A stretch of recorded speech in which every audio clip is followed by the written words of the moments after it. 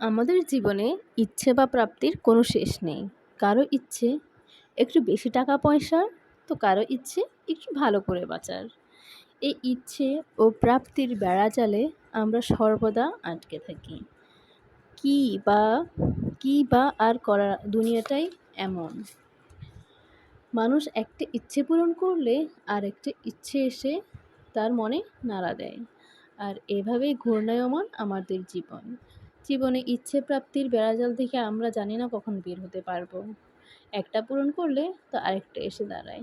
যেমন ধরুনই না, আমার একটু টাকা পয়সা হলে আমি ভাববো আরেকটু ভালো করে বাঁচার। আর যার নেই সে ভাবে আমার মতো করে একটু যদি তার টাকা পয়সা হতো সে আরেকটু ভালো করে বাঁচতে পারতো। এভাবে একজন থেকে একজন সবারই ইচ্ছে প্রাপ্তি সর্বদাই থাকে।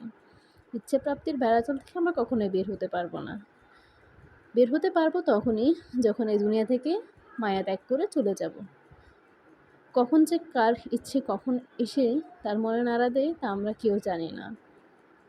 এই প্রাপ্তি না পাওয়ার আকাঙ্ক্ষা আমাদের সর্বদা মনে করায় যে পৃথিবীতে টাকা পয়সা কতটা গুরুত্বপূর্ণ। টাকা পয়সা থাকলে ইচ্ছা প্রাপ্তি শেষ নেই।